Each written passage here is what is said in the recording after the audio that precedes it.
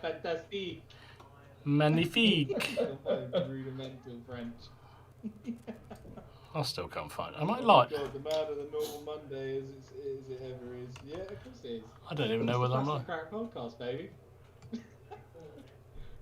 I think you're live, Dom. You should be. No, I'm not live. Oh no, I am. I think. How weird is that? I think I did hit stream. Yes, mate. Yeah. I don't know. It was taking forever to load up for some reason. So I probably missed all that big. Yeah. That's a good omen of things to come, isn't it? There we go. I'm actually live now. Sorry about that, boys. Oh my goodness, how weird is that? That just didn't want to start. I was just getting the wheel of death going round and round and round and round and round and round and round. Oh, it didn't want to go? No, don't know why. Oh, happy days. It is now. Right.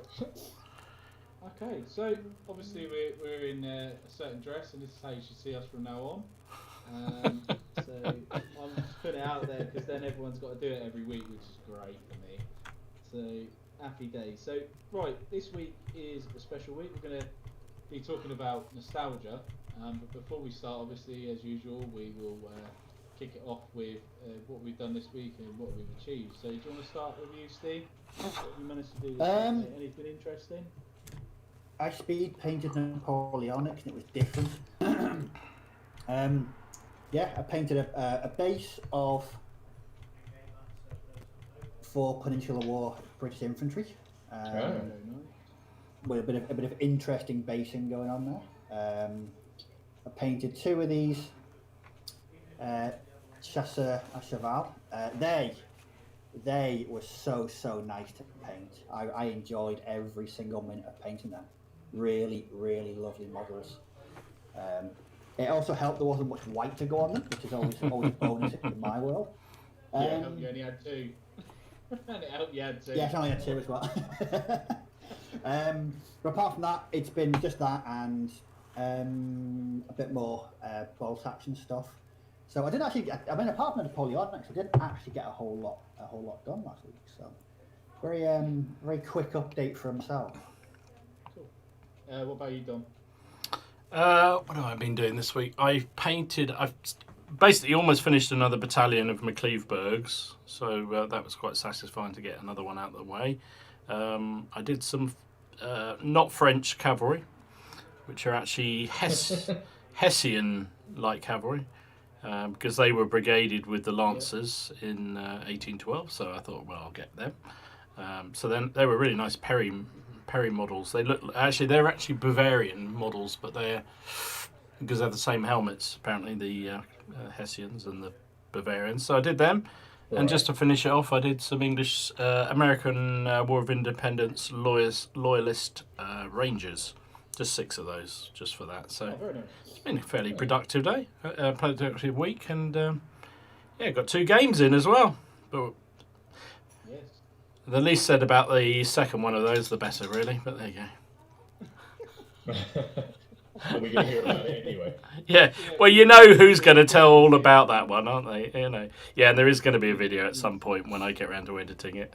If I can find a way to make it look like I won, that would be amazing. But sadly, I don't think that's going to happen. Sadly. Yeah, you could always accidentally work the SD card. Yeah, I might just say it just broke. It just never happened. Never happened. Yeah, never happened. Yeah, we had.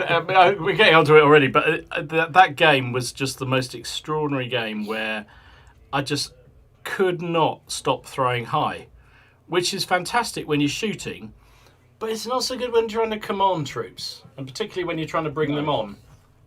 So the 1 brigade I managed to get on against the 3 that Ken had shot really nicely, really well.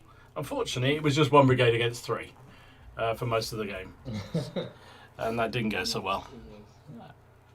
Did not go so well. Oh dear. I'll take it from there, actually, to what I've been doing this week. Apart from absolutely crushing your soul, like I said I wanted to do. So, yeah, first game with Dom, like with Black Powder, Napoleonic. Not with the to be fair, it's quite an interesting video because for once I was very it was a good game. I'll just say that it was a good game. For once, it was a good game.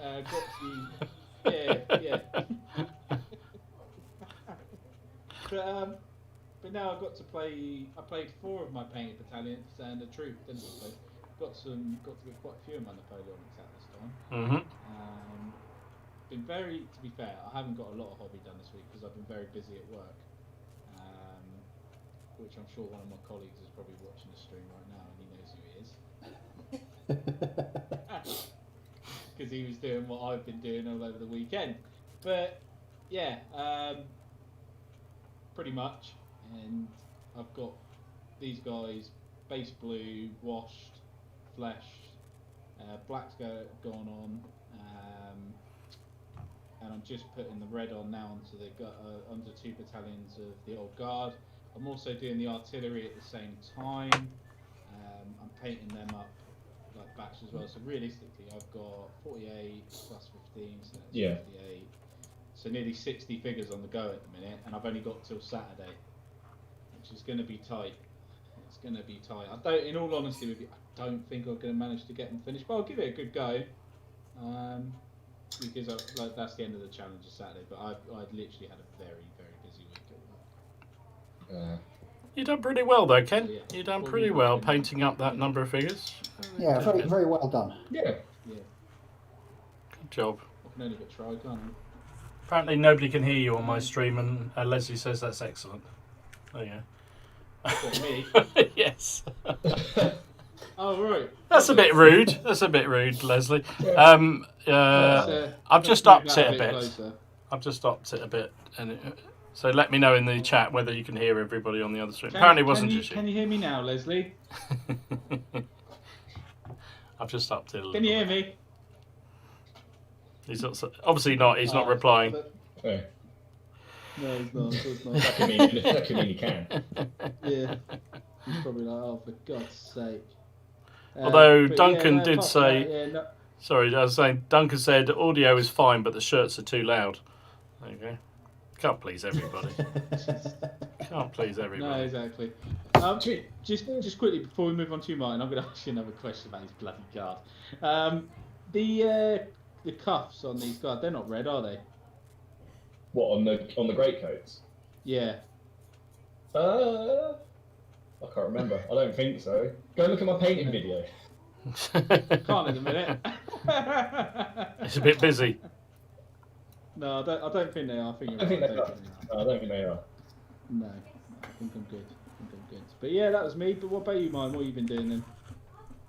I finished my other Nelly the Elephant. There we are.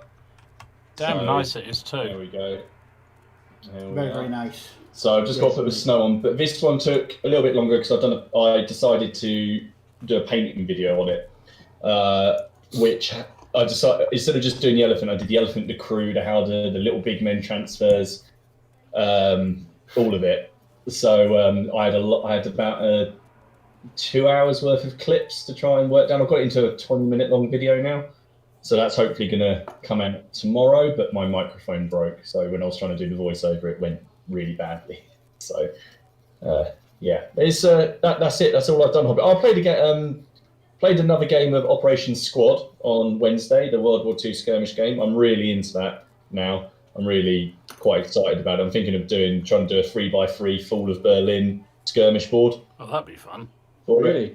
Well, everyone, that'd be really good. Stalingrad, and I see quite a lot of Stalingrad stuff, and I thought I want to, or maybe I don't know, maybe something else, maybe another city fight. There's enough of them, so But I really, really enjoy it, and now that I found 75 army lists online for free, I'm really quite excited. So I was going to ask you that when you posted the partisan one the other night in the chat. Yeah. I was going to ask you, are they actually available online? Yeah, it's just one. If you go on, I'll just send you a document. I downloaded it, so it's free. And cool. but they've got. I was telling Ken, they've actually broken down, for example, the German. So instead of just having, say, Waffen SS or whatever, or certain units in the demo, each unit has its own army list and varying stats. Depending on things like, how good they are and things like, which is just nicer than being a more general thing. We're playing again on Wednesday, so I'm going to try and we're playing a 600 point game, which I think I'm going to try and take something a little bit more shooty this time. So I think it'll still only be about 8 or 9 guys. So, right. So when you're saying it's broke down, then it's like the SS Adolf Hitler. Like that Liebstandarte or whatever. Liebstandarte für Adolf Hitler. Isn't That's really, really good, actually. It's all broken down, and the Russian one is you can have a penal battalion for the Russians. Oh wow! You got them in, yeah. Which I thought looked wicked. And yeah, I'll send you guys the file. I can just send it in the email or over the chat. But I really recommend trying it out. But as we found out, if you get caught in the open, you're dead. It's that you're dead.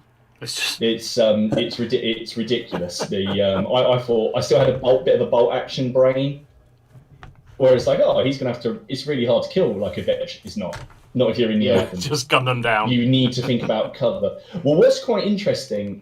Sorry, I'll shut up in a second. But what's quite interesting in this, when in a lot of the war games I play, when you draw a line of sight, if someone is in hard cover, they just get a hard cover save. Yeah, for example, you only get one save, and you take the best save that applies to you. If that makes sense. But in this, when you draw a line of sight, if you cross, say, a low wall and you're shooting at someone behind a window, they all add up.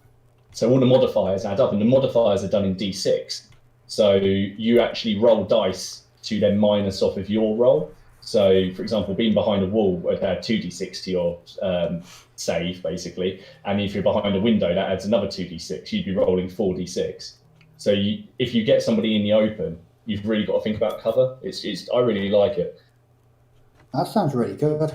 Yeah, it does sound quite tactical and quite fun. It sounds like something you can do a little campaign sort of out of. Really, yeah, there's an experience system in it, and a small progression. We haven't gone as far as trying vehicles yet, because you have to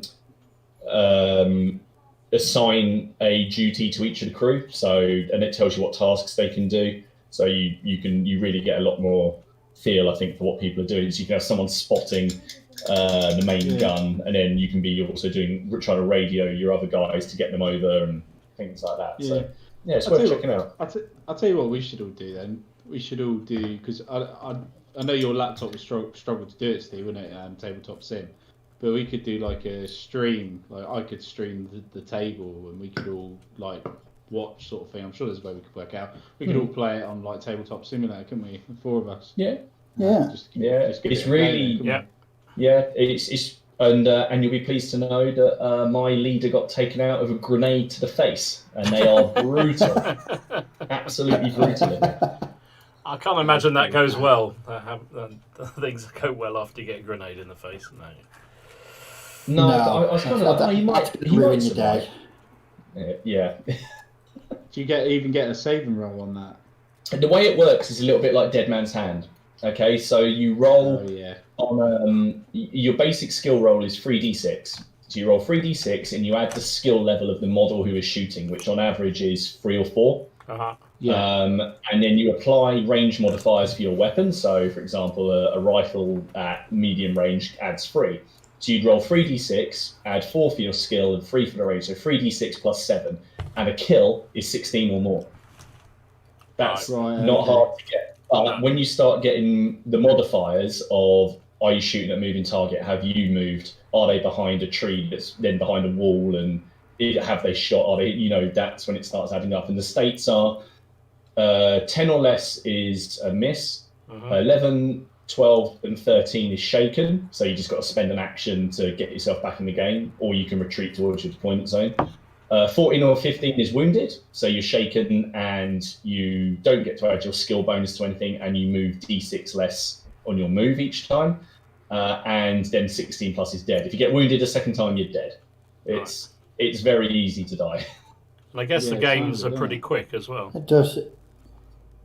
Yeah, it is. I mean, we played our little game that I sent you guys the other night in about an hour and a half, and like I said, it's like a you go I go reactions. So Dom, if you were say it was your turn, you had priority, you could say, I'm going to activate my my paratrooper, he's going to run across the road. and I can react to that and say, right, well, my guy down the road is going to run across the road as well in the opposite direction. Right. And then you choose how many models you want to activate, up to 3, and I can choose up to 3 reactions. I don't have to react, but I can try and shoot you before you do that. If you make it across the road before me, then I've lost my action. If I didn't, then I've shot you and you're in the middle of the road. It sounds very similar to 148 Tactic. Sounds very, very similar. I don't know that one. It's it was a Kickstarter Nostalgia. last year, and it was it's a brand. No, I'm not. I wasn't actually leading in on that one. No. This is a new game. It was I think it was towards the end of last year. It came out. Rule set. It's designed for 148 scale figures, but you can play it with 28s as well. I think an Italian guy came up with the rule system, and it's exactly that. It's like individual figures.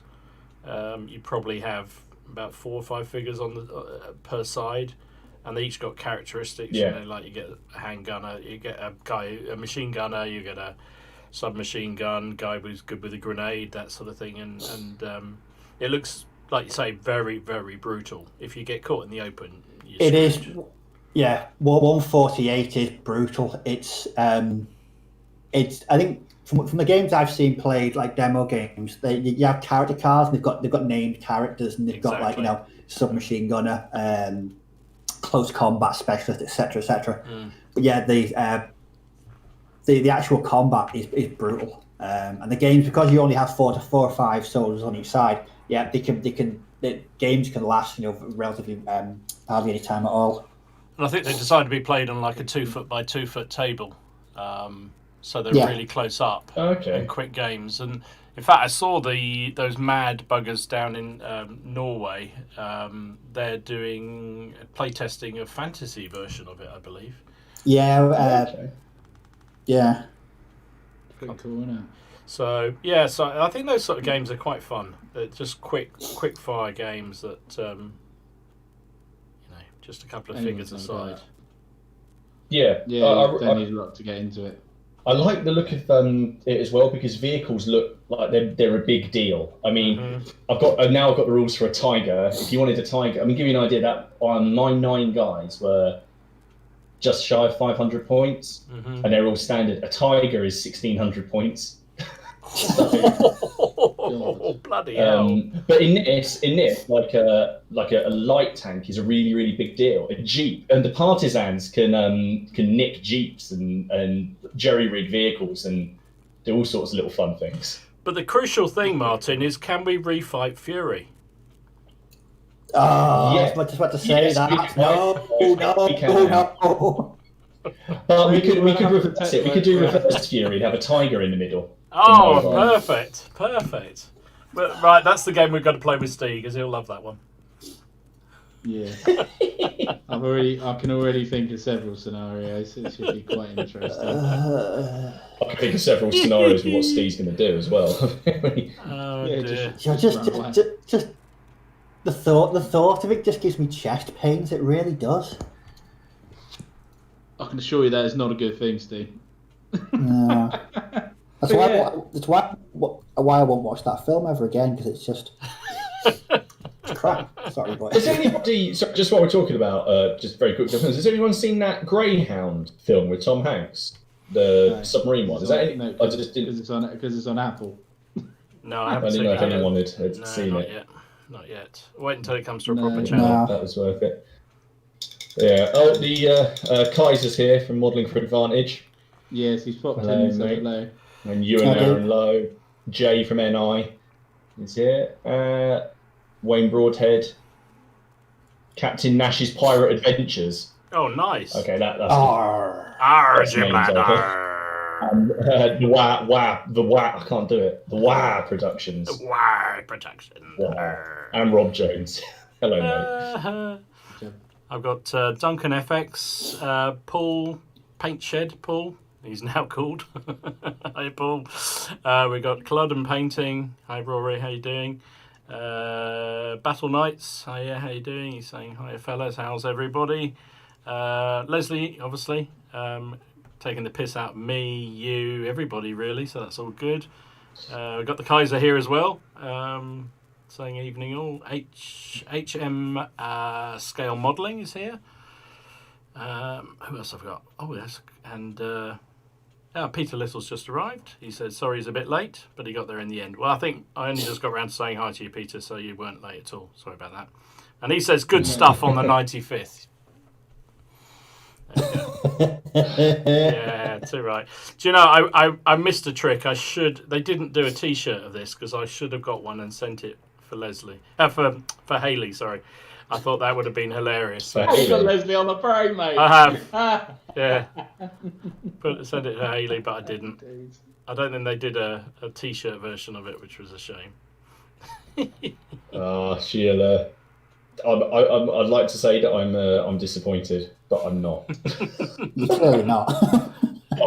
Seriously, she might even ask you for Christmas, Martin. She might. Hayley, ask him for it for Christmas. She's looking at me a bit weird now. No. So why the hell would I do that? We didn't get to play. Yeah. She's. I don't know. She's. She just looks suspicious now. Dragon's Thrall has just dropped in. Brother-in-law, who, if you've watched the battle reports from Lord of the Rings, if you watch my last one, the 15-minute long battle report, he's been doing fairly well. Do you ever win a game, Martin? Yeah, I beat you. You walked into that one.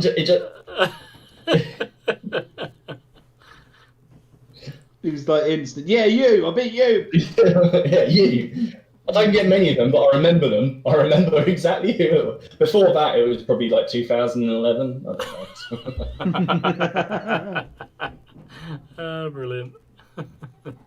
Right then, let's do it. Let's go back to 1974. When you guys were Dom. I was Dom, 8, when was your, mate. all right then, Dom. You were 8. All right, let's go to 90. Let people work out your age now. I don't mind. I'm 55 next year. There you go. He looks 42, doesn't he? Look at that. God. But yeah, all right then. So let's start with you, Dom. Then so let's go back nostalgia then. So when I say nostalgia to you, Dom, what does it Do mean? I have to go all wibbly wobbly like in the movies? You know, when it's like. The trouble is being old, Ken, is that you can't remember that far back. But yeah. So how far do you want me to go back to birth? To when you think your favourite, like when you were younger, you had really good memories of gaming. It was like your first sort of like amazing. When you can think now, you think, oh yeah, that was really cool. I really, really, really enjoyed that. And not necessarily what got you into gaming, but what you enjoyed about that sort of time. So I used to. Oh gosh, that's a tricky one. I should have thought about this in advance, but I didn't. So I do remember. So when I was very young, well, not very, very young, but I probably was around sort of 14, 15. I used to go to Heston Wargaming Club on the edge of Heathrow Airport, and because a bloke there who I knew is actually I mentioned before, the guy who got me into, or sort of got me hooked into wargaming properly, was a chap I went to school with, and his dad was into 15mm Napoleonics, and I went round to his place one time, and his dad had all these Napoleonics out on the table. He was making a Confederacy of the Rhine Army. He was representing every single battalion, squadron in 15mm. I can't remember what the rule system was in those days, but whatever it was. And it was like massive, and it just got me completely hooked. And he used to go to the Heston Wargaming Club, so I went along there for not often, because I used to try and get my mum and dad to drop me, and it was a bit of a way for me, but we did, and I used to go there, and there were some fabulous games that they used to put on. They had two massive halls, like big community halls that they used to run the club from, and they would run these enormous First World War dogfight games, and they weren't. I can't remember what scale they were, but you know those Wings of War models, those sort of size. They were basically that size. So I don't know. Oh yeah. About 2 inches, 3 inches wide wingspan, something like that. and you can imagine putting them out on a floor that must have been 50 feet, 60 feet square, and the entire club would take 2 planes each, and we would all play against each other on the floor. And they were all on little stands that went up and down, and they were, I think there was homebrew rules. I think somebody had made these rules, and that was just fantastic. And so I remember that vividly, and it was great fun to do. And also they used to do a Christmas game, which was always a laugh. That was generally was a fantasy game, and some guy would create these amazing landscapes of I can remember one that was sort of had this massive mountain, and there was all these pathways round it, and we were all given 2 or 3 figures, and we had to play whatever side you were playing, and it ran the game. The rules they developed were like a rock paper scissors type thing, so there was like a flow chart. You go strike, and then on your chart you had to try and block that, so you had to then head down to a block. But if you did certain characters and certain races had the ability to block more and attack more and everything else. It was really cleverly done. It's quite difficult to describe, but it was really well done. And those kind of mass games were just great fun. Just because as a young, 14, 15 or 13-year-old kid, I can't remember how old I was, that was just brilliant. And it was so welcoming. The old Grosnards would sort of let you in on those few days and let you say, here you go, play with this beautifully painted figures that I'd never... had hoped to have matched in those days. So I used to remember those. And then just going along to wargaming shows and just sort of wandering around going in awe of all these wonderful things and thinking, I want to have this, but having no money to buy any of them, but just thinking, I want to buy that, I want to buy that. So those are the earliest sort of wargaming memories I had. Do you, yeah, exactly. Do you remember your first ever model you actually bought, Dom? Do you remember what that might have been? Well, it depends what you say. It depends. So, where I grew up, there was a proper old school model shop, not model shop, a toy shop in the village I grew up, and they used to do those Britain figures, the metal, highly gloss painted on a metal bases, and they used to do all those. The ones I mean. I can't think they were Britons. Yeah, there were like Vikings and Normans and things like that. All sorts of things, and you could get like guardsmen in red tunics with the busbies, and get bands and all these sort of things. Anyway, so when I was particularly good, which wasn't very good as a kid, very often as a kid, my mum or my gran usually would take me into this shop and let me buy 1 or 2. Of these, or just one of them. So that was what those were the sort of first figures, but they weren't real wargaming figures. They were, but the first proper figures I remember were airfixes and things like that. Just the good old fashioned plastic airfixes. They were the ones that we used to. Me and my mate, another mate from school. We used those Bruce Quarry rules. I don't remember those. Napoleon, I think they're called Napoleonic battles in miniatures, and they were a little book. And we used to fight battles from that using the airfix figures that we terribly badly painted. And bear in mind, in those days, you could literally only get British, French, Prussian landwehr, cuirassiers, and I think there was French hussars. I think that was about it. That was about all you could get. So anything else, you just had to try and paint differently than we had to do it, and it was amazing. But you know what? We had great fun, and those rules. In fact, I rebought them a little while ago, a few years ago, because just for nostalgia's sake, because they were great. They had all different characteristics, national characteristics for all the different countries in the Napoleonic Wars, and I used to love that. That was really good fun. Did the rule book smell of the? Did it smell of the 80s? The rule book? Oh yeah, definitely, definitely, mate. Definitely had that 80s tinge to it. Definitely, definitely did. But we used to do all that kind of stuff. It was great, and I used to love. I used to go down the library and get any kind of wargaming book. I mean, I'll have to explain to you, Ken, what a library is, but that was a place where you used to be able to borrow books for free, right? And we used to go down there. I had a library card. Just have a library card.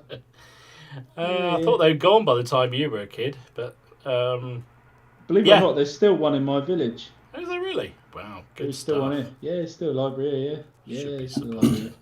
Should go in it. There's probably some hidden gems in there, you know. You'll find there will be, and that's where I used to get all those books. I'd go and get all these. I can't remember, I've probably got them all up on the bookcase there, but they're had lovely pictures of massed battles, and they'd refight all these famous battles in miniature, and I just used to sit and just drool on them. I just loved them. Yeah. These library books I used to get out week after week. Sorry. So you started me off. Yeah, no, that's all right. So I was kind of like an interview with you, isn't it? Really. I was like saying, like, obviously, you like your rule books and stuff. I know you like your rules. I've seen how many rule books you got. Do you think there's something else to having a physical book then back then than if someone said to you when you were like 20 or 18? Were you hobbying through that whole time? And if someone said, if you could have all these on a digital scale instead of having a physical copy like we've got now, like a PDF, would you prefer it like that, Dom, or do you prefer rule books as they are? Ken, I'm still the person that buys musical CDs, and if I could, I'd buy vinyl. So I can't get on with online books. I mean, I've got a few, but I don't like reading them. Physical book is the way for me. Always has been. And I used to sit for hours, literally hours, just pouring my way through the army lists and the books, just trying to work out armies that I might want to play with, even though I had no chance of ever having the figures for them. But I just used to spend hours doing it. That's what I love to do. Still do in many ways. I love just the physical rule book for me is just the perfect solution. I just love it, really do. But that's because I'm old school. Yeah, no, that's it. I'd said to someone, imaginary conflicts. I found a copy of Donald Featherstone's Complete Wargaming at my school library. After 5 years of being the only guy to borrow it, the librarian let me keep it when I went to college. Yeah, that's exactly it. That's what used to I was happen. going to say. Yeah. Well, so obviously wargaming's never been. I would say like now it's not. It's probably as popular as ever been. Was it still classed a geeky thing, Don, when you were young? Was it? Oh yeah. I mean, I was like everybody else. You got to a certain age, and you wouldn't tell anyone that you were a wargamer. Playing with toy soldiers, how uncool was that? So no, absolutely, it was the same. But I think that's where a lot of people. Was that the same at uni? Was it the same at uni? Actually, less at uni, because I think at uni we didn't do wargaming with toy soldiers. We played board games and Risk and things like that was cool. So people used to play that in the evening over a few jars or whatever we could get cheap down the offie. And so I mean, I don't remember having such an issue with it, because it was say board games were relatively cool, or at least not uncool, put it that way. But figure gaming, I think that was still. Apart from there was quite an active D&D clubs, those sort of thing. They were quite active. Oh, okay. But again, I think they were the geeks. They were that was the chess clubs and those sort of people that did that. If you wanted to look cool, I was in a chess club and go for the girls, then you didn't do that. No, you didn't go. You didn't go to the chess club, No, not really. Or at least you did. You enjoyed it, but you didn't tell anyone. That's the thing, did you? You did not. You did not blag about it. Definitely not. Not really. No. So if I say the word nostalgia to you, then Dom, what do you think? Wargaming wise, like, just takes it to you. Is it that time where you saw all the 15mm stuff and you thought that's what I want to do? Is that what you would say, or would you say seeing your first convention where you saw all those figures laid out? Do you know? I think back to those days, and because it was what got me into the hobby and what made kind of fueled the addiction for later life that I'm now costing me a fortune. And I wouldn't turn it back at all. But I don't. It's not like I long for all those days again. Apart from probably a bit slimmer and a bit bit less creaky than I am now. But apart from that, I don't really. I love now because I think today the sort of figures we have and the ranges of and variety of rules and figures is just so enormous. I've said it before. I think it's a golden era of wargaming. I just think it's just, you know.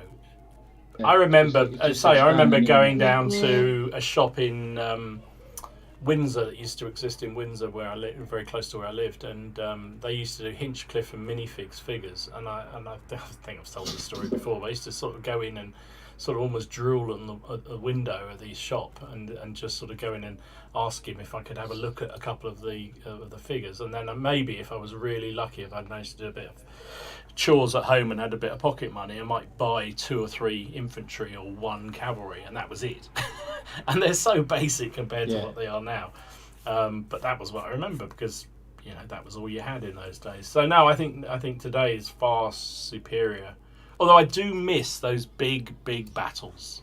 I was thinking about it the other day. I was thinking the really big refights of doing the refight of Waterloo in 28mm or using Grand Manor or something like that was just awesome, absolutely awesome. And I do miss those big battles, which I think we've kind of go away from mainly as a hobby. But nostalgia, nah, that's for the past, mate. No, that's fair enough. No, that was good. Let's go on to Steve. Let's go to Steve. So, nostalgia for you, Steve. What gets your juices flowing? Tell us a bit about when. I'm going to show you what my nostalgia. I'm going to show you my nostalgia.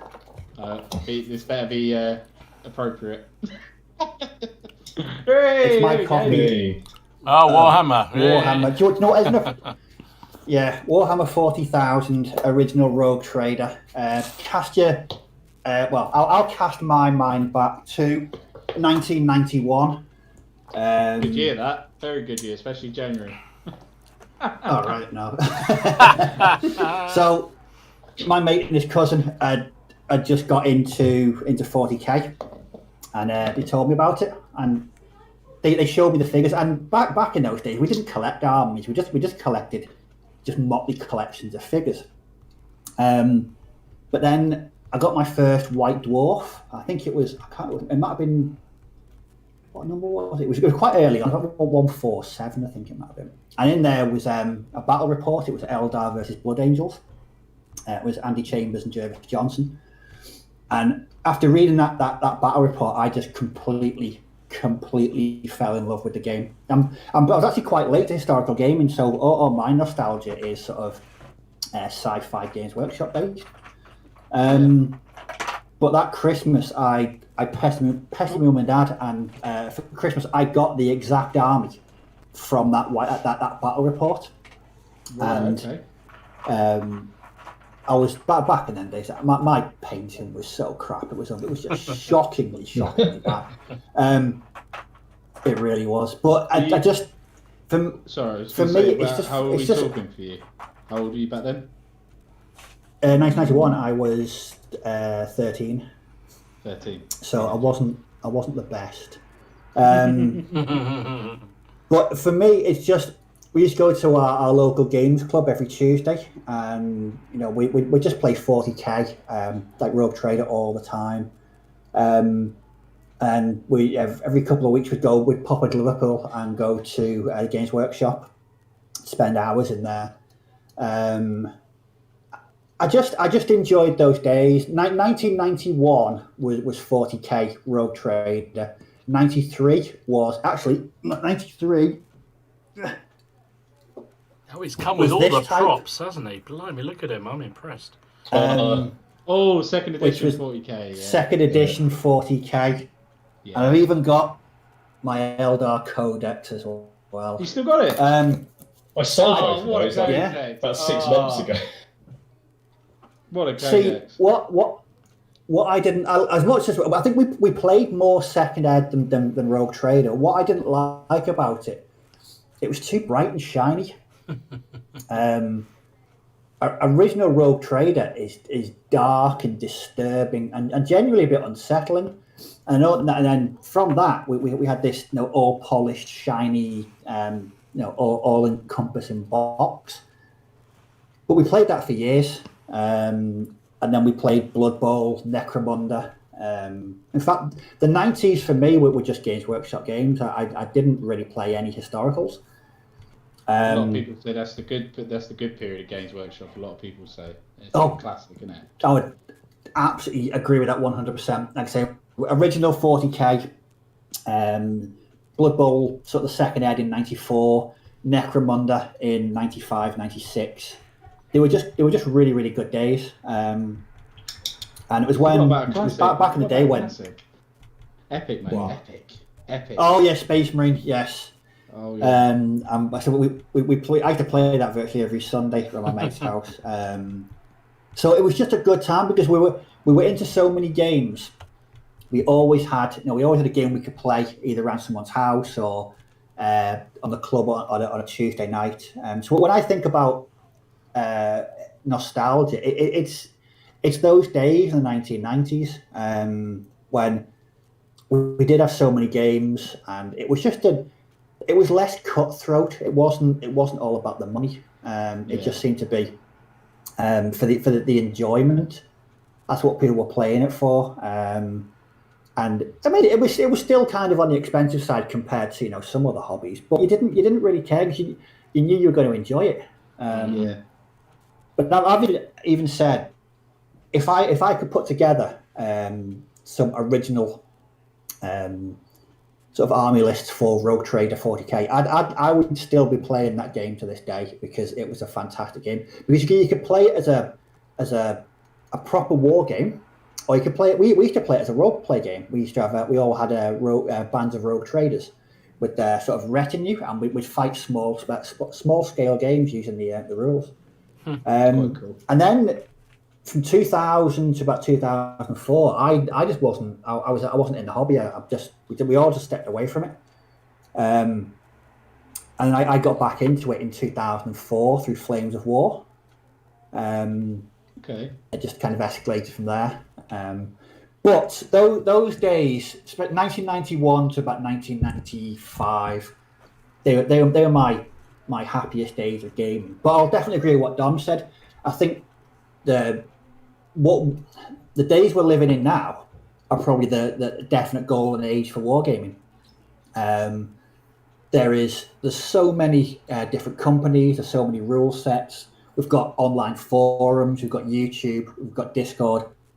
The actual community is so much greater these days than it was back then, because we didn't really have a community. It was just odd groups of friends that it was like some kind of secret cabal. You didn't talk about the hobby because you'd get harassed and picked on by the big boys at school who were the cool kids. Yes, the cool kids. I was never a cool kid. No, not me.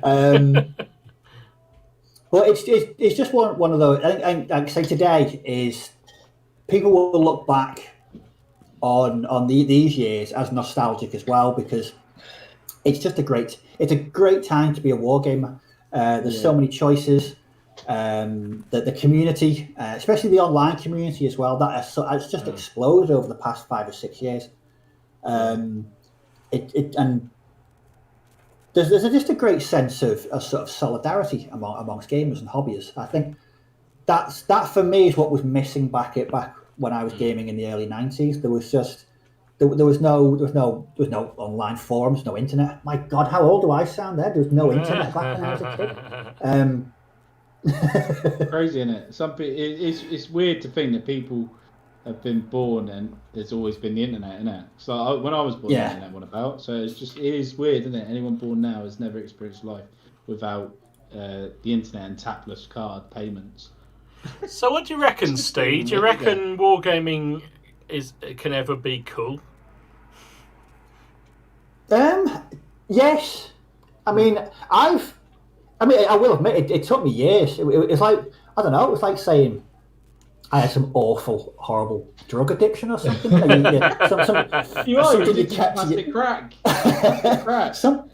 Something you kept to yourself. You wouldn't talk amongst other people. If they weren't in your your sort of circle of. It's like, do you know what? Martin might appreciate this. It's like being a metalhead. Yeah. If you walk past somebody you don't know, but they're a metalhead, there's a look. You just have this instant, yes, you are one of us, type thing. And it's the same with gaming these days. I think people are a hell of a lot more open about it. Yeah. When I was younger, it was like I say, it was like being part of Skull and Bones or the Masons or something. You just didn't talk about it. Well, board gaming's had a big explosion, hasn't it, recently? Board gaming is, in the last 5 years, board games have gone massive. And I've started board gaming channels to starting to do things because games, a bit like things like Star Wars Legion, and to be fair to it, Age of Sigmar and stuff like that, people have started to delve into that. And so give it another 5 years, I think, and then you'll find this whole new generation of people who've been board gaming, like, say 10 years ago they weren't. They'll now be into it. I think we'll see that. But look at that isn't bloody that Lord weird? of the Rings game. That ain't no board game. Why is board gaming cool and game, wargaming not? That's what I don't understand. It's always been like that. I mean, board gaming, is it because people are used to playing Monopoly and things like that? But it just seems like that's much more acceptable. Always has been. I think with board games, you can sit around with your friends and a few beers, explain the rules to someone in 10 or 15 minutes. I mean, imagine sitting down and saying, right, we're having a night in around this table, and then trying to explain an entire war games rule set to someone in 10 minutes. It's a good video. Yeah, it's not even that, is it? It's, we're having a night in, get the beers in, and what we're going to do is we're going to sit here, we're going to take these screws, and then we're going to clear in all the mould lines. That's all we're going to do all night. We're not going to play, we're just going to clean mould lines. Fucking great, which is why one of my favourite games, and it's one of my most prized possessions. It's my copy of the Judge Dredd board game from 1982, and that, to me, that's the best board game ever made, because it's so Judge Dredd. It's so 2000 AD. But you can play that with 3 or 4 friends in about an hour and a half, and everybody has a good time playing that game. It's just, I just think it's become more acceptable. Do you know what else has helped as well? All like these famous celebrities coming out and admitting that they played D&D. Yeah, I think that helped as well. Yeah, probably true. Probably true. Big Bang Theory, that made D&D good, didn't it? Who was that? On that note, have you seen that Night Models has released the version of the Justice League, but it's the Big Bang Theory lot? So you actually have the Big Bang Theory people as miniatures now. Oh my god! I quite like the Big Bang Theory, Martin. I like it. I just don't put it into D&D. I've never seen it. I've never watched an episode of it. I haven't seen what it's about. I don't think I could. I think generally watching E4 is bad for your general health and safety anyway. So definitely I'm not going to watch avoid that, Steve. Definitely avoid that. There's always good documentaries to watch. Yeah, catch them on the replay on Dave. It's fine. But yeah, would you say then, Steve, back in the 90s, then going, because like now you just walk into a Games Workshop, you're there for half an hour sort of thing, look at browse. Would you say going back then when you used to go to Liverpool and that, you used to spend most of the day in there, or did you just pop in, pop out? Yeah. No, it'd be a whole day in there, because there'd always be an exhibition game. And you'd always end up playing games with people you didn't know, and you just always got along with them. It was just a really cool way. I mean, we'd get the train over for about 9 o'clock, and we'd leave the store at about 3:30. It would be literally a full day out. In the Games Workshop store, it was just really good days. For me, the nostalgia aspect is it was something completely radically new. I'd never seen anything like it. I remember the first time I looked through the 40k rule book, and I was like, this is absolutely insane. Where did this come from? And just the games we used to play, it was just happy days. Sort of halcyon days of throwing dice and being crap at painting. That's how I'd really sum it up. And not caring. That's cool. No, and not caring. Oh, that's another thing is that although I put a video on my channel last year about was a sort of a motivational video about why you should never give up painting.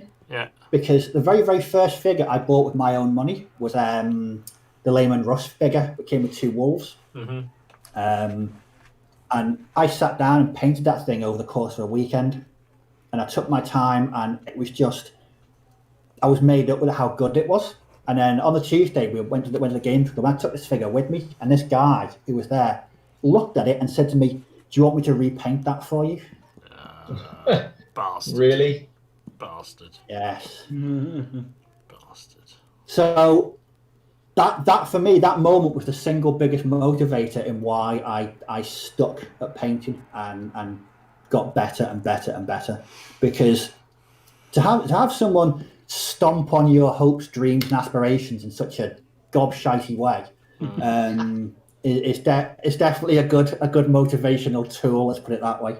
So thanks for that, mate. You really inspired and motivated me to do a bit better. But no, that was just one thing that always springs to mind. Well, he helped you do quite a lot, didn't he, with the hobby then, by the sounds of it, like your channel and stuff, because you wouldn't be doing your channel if you gave up hobby, would you? No. So crazy, isn't it? I do have a lot to be thankful for. But it's weird how one moment in the hobby can convince you just to. I didn't really enjoy painting back in those days. It was just something I did so I could throw some dice around. Whereas now I'm the complete opposite. I occasionally throw some dice around, but I much prefer to put my time and effort into painting. So yeah, a big thank you to him for, like I say, trying to destroy my dreams but failing miserably. he actually did the complete opposite. So thank you, whoever that was. Cheers, mate. He's still a dickhead though. Mine. Still a dickhead, yeah. We're coming to you, mate. To me? Yeah. Come on, in mine. When did you start gaming? What was that moment? When did I start? I started. I started gaming. Someone bought me. I think it was my gran bought me it was called Dragon's Quest, and it was when TSR were based in Cherry Hinton, which was where I live. And I think I was about 9, and that was like a start of D&D kind of thing. Anyone who's played D&D, if they remember the horrors of FACO and trying the maths that you had to do to work out what you had to roll to hit somebody, it was that system. But that came with these tiny little plastic bendy miniatures that I painted really, really badly with enamels. And then I just like playing those kind of games. But if you're talking war game, that kind of war game was someone bought White Dwarf to school in about 93, I think, 93, 94. And I remember which one it was because it had a bunch of blood angels getting out of a Land Raider and everything was on fire. It was in the second edition box set. It was the cover of the War Gear book. It's like a big yellow thing. And it came with a free cardboard battle bunker that you could make back in those days. And I went to Games Workshop and I bought the box of 6 plastic Space Marines just in their little, bolt guns to the chest. Yeah. And then I painted 3 of them black and 3 of them red and had little games against myself with made up rules. I did that. Yeah. Yeah, using the dice out of my Dragon's Quest, so I was using D20s and things like that, and I don't know what they were. So I remember trying to teach my dad my insane rules, and I think he just walked off in the end. If you say the sort of like wargaming nostalgia to me, I think of the mid late 90s with my friend, mainly my friend Matt, and playing on usually a Saturday afternoon around mine, and absolutely stomping all over him with my undead army. I remember vividly he had chaos, and I worked out very, very swiftly how to beat him. Because do you remember the old? I've still got it actually. It's one of the things I haven't sold. The old Magic box set used to get. And you had all the cards in it, all the spells, everything like that. I can't remember what it was called for. But it was Dark Millennium was the 40k equivalent. I can't remember. Was it just Realm of Magic or Realm of Chaos or something? I remember Dark Millennium. Yeah, and it was the equivalent. And I remember there was 2 things in it that caused me to just ruin him basically, and that was a spell called Curse of Years, which made Chaos Warriors, who were these amazing, and still are these amazing fighters, just crumble into dust. And because they couldn't move very fast, I just stood there and they all just came towards me and fell into dust. And I remember the thing called the Chaos Rune Sword, which was usable by the undead, which made the already OP vampire just ridiculously godlike, and having many arguments with him about it. Did he call you a cheater? He didn't call me a cheater. He said, "What's the point in having an army and not moving?" I said, "Well, what's the point in having a game and not winning?" So that was my... That's come back to bite you right in the ass. Yes. Again, no, except when I played you. So no, I mean, we used to go down Games Workshop. We'd arrange, like, we'd go and get some sandwiches or Burger King or whatever, and then we'd go in there. And we never used to take our models down there, though. I remember we always used to play with their demo sets, and we always said to them, can we play? And they went, yeah, but if someone comes along and they want to learn how to play, then you'll have to move. No one ever did. We would just we would just be on those, and that was how. I mean, I was wargaming up until realistically I turned about 17, I think, and then after that discovered other things, and then I went to university. It was after I came back from university that I got into it again. So, and then that was from there. It was back into Warhammer, but then very, very swiftly into Flames of War, like Ste. Then Flames of War led its way to Bolt Action, and then it kind of just cascaded from there.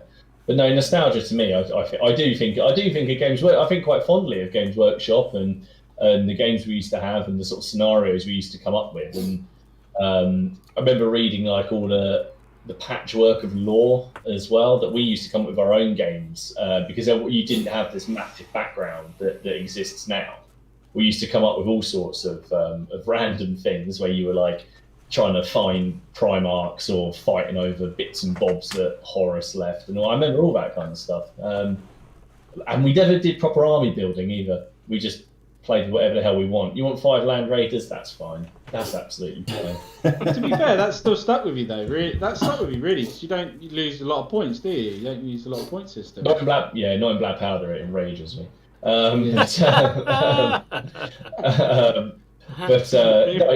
yeah. You got me in an awful lot of trouble, Martin. When he turned up at mine to the other day to play a game, we were playing.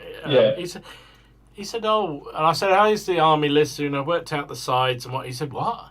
Martin just sort of divvies it up, and it's like he goes, "One of those, one of that." He was like, "What's going on?" I said, "No, there are points. You're allowed that." What is this word? I think it's Martin, because I was going to say, with coming from like a Games Workshop background, do you ever look at the current state of like 40k these days and think, what the bloody hell's going on with that? I look at 40k now and I kind of feel like I don't know. It's still got the grim dark thing going. I'll give it that, but it's got so bloated with extra stuff that it doesn't interest me. I mean, I liked the thing was Kill Team stripped that away. Kill Team to me felt more like traditional 40k that I know, that came out, and it stripped it all back. And because I was watching a video where someone was like, how to play 40k, and I was like, oh, I should vaguely understand most of this. And they were doing things that I was like, what the hell is it? What is this? Well, I don't understand. I'm just getting old, you know. I watched a 9th edition battle report, and I was sat there, and there was dribble coming out my mouth. I was like that because I had no idea what was going on. I was like, what is this? I know games have got to evolve and companies move on and you build on things, but I don't know. It's like John said before about still he wasn't like vinyls. I mean, it's sort of 40k original is the vinyl record, and the current one is you can just download a song when you want. Say what you like about I just 40k and Games Workshops. I mean, the fact is that there aren't many rule systems or even rule versions that have existed for as long as it has, right? I mean, there's still fundamentally it's the same rules. I think, I look at some of the stuff I used to play with. I mean, there's still some War Games research stuff going around, but it's pretty much dead on its feet, and that's probably the longest historical period, I think, or rule set. I can think somebody probably in the chat will say something completely different. But I think you've got to admire the fact they've managed, and they've done that by constantly reinventing the game, haven't they? I mean, it's the same basic 40k system. But as you say, they've just added a hell of a lot to it because now they're trying to sell all different ranges of figures and God knows what else. Yeah, but which is fair enough amazing. as a business. They need to develop and they need to stay separate and protect their IP, and you know that's how they've chosen to do it. I think back about because we used to remember Talisman and Warhammer Quest and Warhammer Quest, Space Crusade and all of that, and it was all quite tongue in cheek. I remember it being like the orcs were quite goofy. The Marines were quite sort of like stupid, like looking. To be fair, they're all kind of like they're no necks, and I'd actually say it's probably become more more serious. Not in a bad way, because I say I really like the lore, but the actual gameplay seems to be a lot more serious. And I don't know if that's with the advent of more and more competitive play. Massive competitively, isn't it?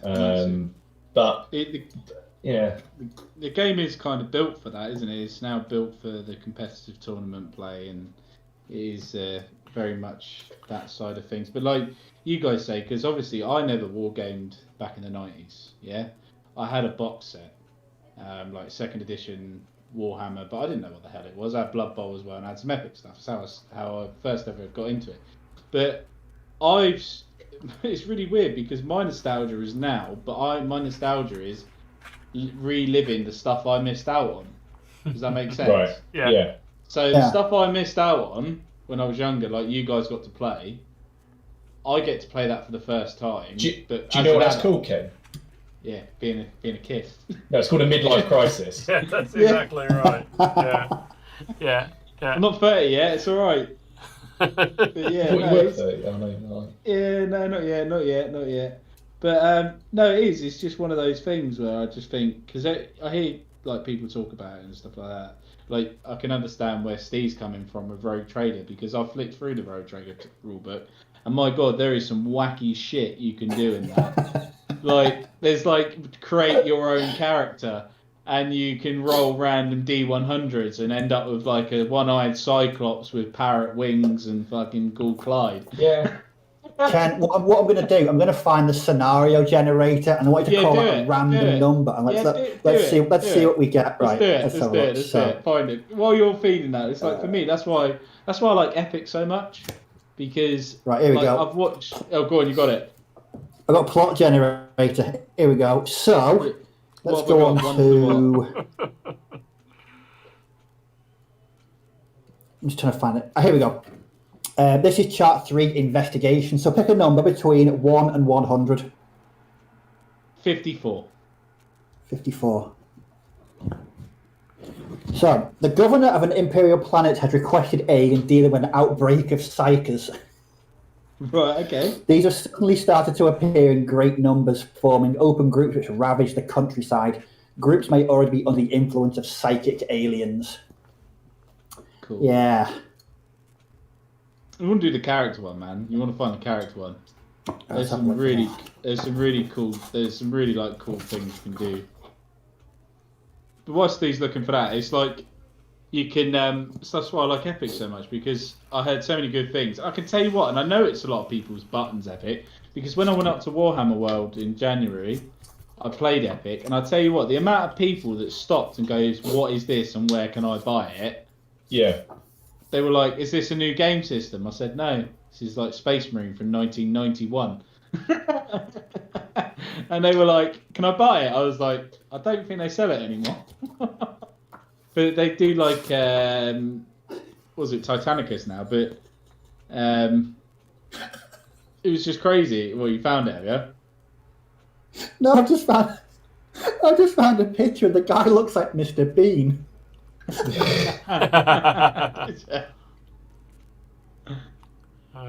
Right, I'm going to take a photograph of this and send it to the chat, because this is absolutely insane.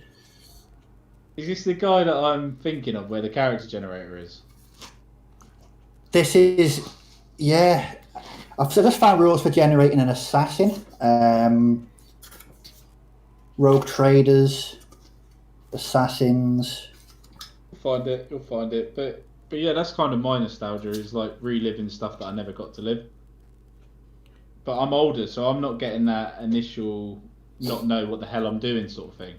So I get to look at it as I'm a 1990s 30-year-old man. get to live the 90s all over again in war games. See, I'm a little bit scared about playing them again. I've got to be honest. Why? Because I have really You don't want to ruin it? No, yeah, I'll tell you why. Do you remember the TV show Night? You might not. Does anyone else remember the TV show Nightmare? Oh, right. Yes. I had really. Yeah, have you watched it recently? Yeah, it's painful. Yeah, so I said to Hayley, I was like, this is brilliant. You know, I want to watch it, and it was on Quest. And I watched it, and it was the biggest heap of shit that I've seen, and it absolutely wrecked it. And I'm scared to death. And what you're saying, I have really fond memories of my 90s gaming. My 2000, I have really fond memories, and that's what they are. They're memories, like Dom said. Gaming now is better. There are new rule systems, new things.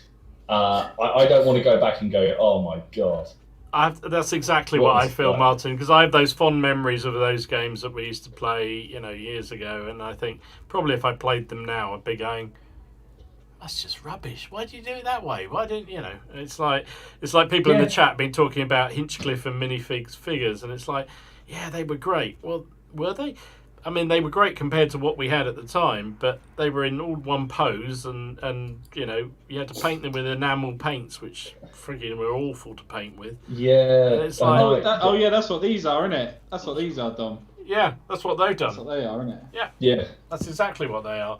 Everything in the same pose, all done with high enamel paints and a gloss varnish over the top. And it was just like a bloody nightmare.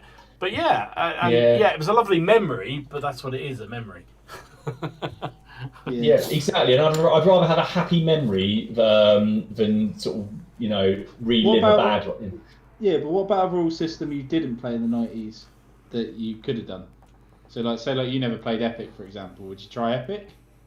Are you talking to me? Yeah, mine. Yeah. I played Epic. Space Marine. I had Space Marine and Epic 40k. I sold it quite recently. No, I wish you sold it to me. Didn't know, did we? No. I did. Yeah, I enjoyed. To be fair, I enjoyed pretty much everything. The only Games Workshop game I didn't enjoy was Man of War. That was the only one I didn't like. I really enjoyed that. But I don't know why, because everything about it I should have liked. And I remember playing it in the shop, again, I don't know if it's a case of my little 11-year-old, 12-year-old brain just couldn't cope with it, and it was just, I went, no, I want big guns, or I want the giant, monster with the big face. I just didn't. It didn't really sort of like connect with me at all. Blood Bowl did. Everything else did. Just Man of War never did. It didn't stay around. Man of War it didn't stay around very long at all. I think it had a life of about 2 years, and they just, after that, I think they just shit canned the whole thing, just got rid, and that was the end of it. They're worth a lot of money now, the Man of War stuff. Bet they are. Worth I bet they're. Sorry, Steve. They were really good ships. I had a dwarf fleet. In fact, that was one of my first ever kit bashing experiences. I built myself a dwarf dreadnought just out of stuff lying around all over the place, and it was really, really good. No, that's it. They're all in my chat. They're talking about chainmail, which was there was a set of rules off of D&D to do wargaming. Oh right, yeah, don't remember them. Which I have, because I've been playing role. I've been doing role play games as long as I have wargaming.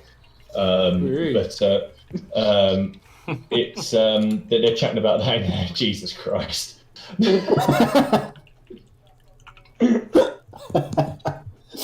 You said it, not me, sir. To be fair, back in the 90s, we did a lot of role playing. So we did Warhammer Fantasy Battle role play.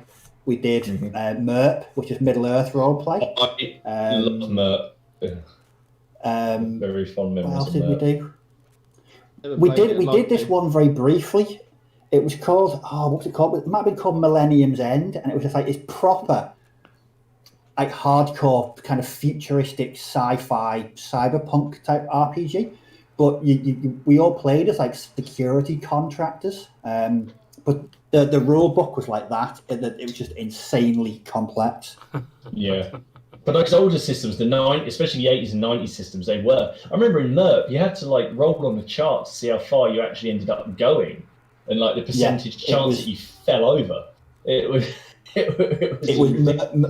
MERP was very, very, very involved. I mean, compared to we used to alternate between MERP and Warhammer Fantasy Battle, and the Fantasy Battle one was so much more sort of, I don't know, less complex than the Middle Earth one.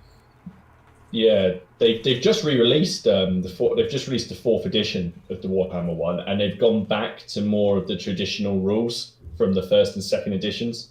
Oh, right. They've actually republished one of the original campaigns, just updated the rules, but they've kept all of the plot and everything and all of that exactly the same. So I bought a little starter set because I saw it for 20 quid in Waterstones. So I bought it when I was going to be out Christmas shopping. But I remember I have a vast collection of role-playing games. None of it's made its way onto the channel, and I probably won't. But I've got a lot of miniatures that I collected just for that. Ken, you've seen some that I like the mountaintop thing I've made. Yeah, man, it's cool. It's really cool. Things, but I kind of like I think about that because we had the same. But weirdly, I don't know about this, but I've got friends who are really into role playing, but they will not touch wargaming. They won't touch it. Yeah. I remember lots of friends like that. I know people like that. Yeah. Like, I don't get it. I keep on trying to get them to play, and they won't have it. Even a fantasy one, they won't do it. They won't have it. Martin, did you ever do any Star Wars roleplay? Yes, the West Wind one with the D6 I think that's system. the one we did. Yeah. Yes, I was a Jawa. I was a Jawa, and one of the other guys in the group was a Wookiee, and he was my bodyguard. It was brilliant. So a bit of a Master Blaster thing going on. Exactly. Yeah. I was supposed to be kind of this entrepreneurial Jawa that was had fingers in pies all over the place, but I had a lot of enemies, which is why I had a Wookiee bodyguard. We should try it, man. We should try like a role play sort of thing between us four. Like we've got this. Haven't we? I've got loads. Yeah, I've got loads we can do. Would you be up for that, Dom? Someone would have to tell me how to do it, but yeah, I'd be quite happy to. I'll play anything. I've got a system where you could be a 95th rifleman that you can set in Napoleonic Wars, so it's not supernatural. Or unless you want supernatural, unless you want riflemen. Oh, look at his little main screen then. Oh, I like that. Supernatural's fine. I'm quite happy with that. You could riflemen versus zombies quite easily. I'm quite happy to do fantasy stuff. I don't mind at all. I'm not precious, mate. Napoleon's guard are coming back. Yeah, as long as it's not the talisman. Yeah. Well, no, it wasn't. It was my fellow players in the talisman was the problem. It wasn't the game, mate.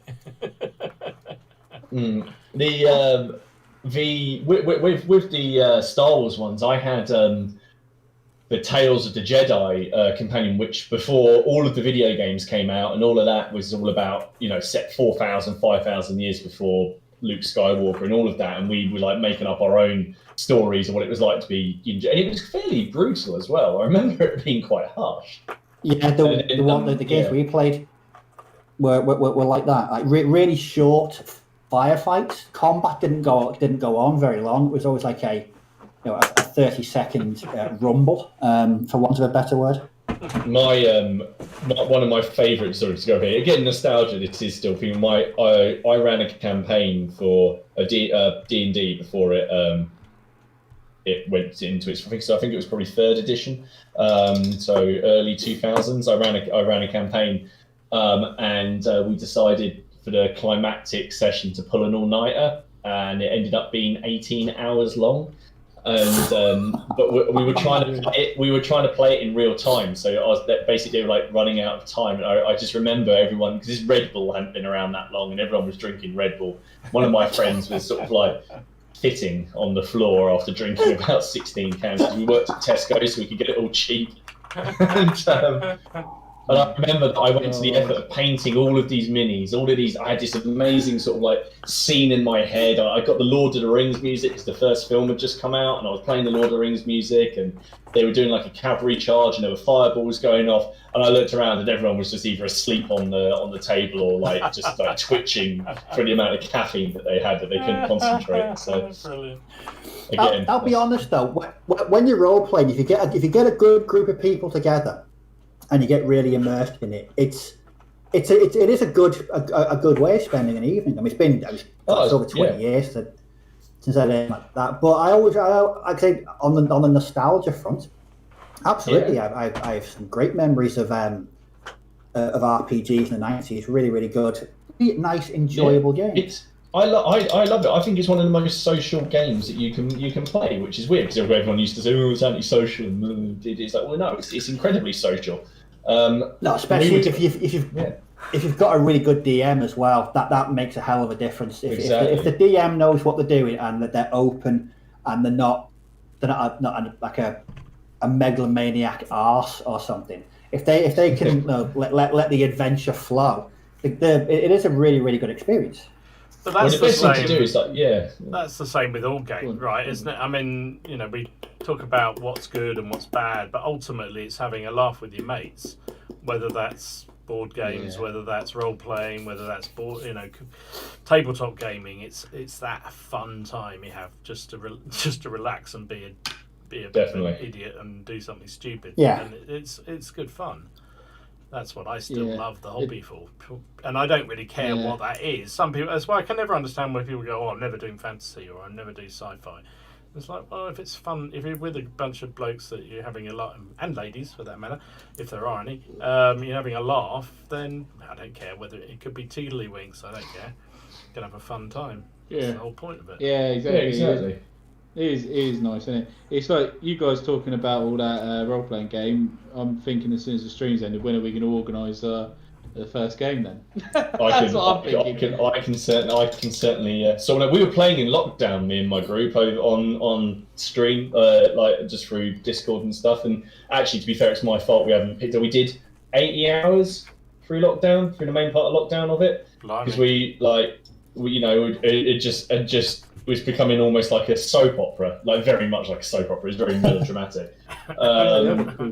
Yeah, that's great. Did you say melodramatic? Yeah. Oh, cool. Oh, smart. No, basically, one of my friends. Sorry. Definitely up for that.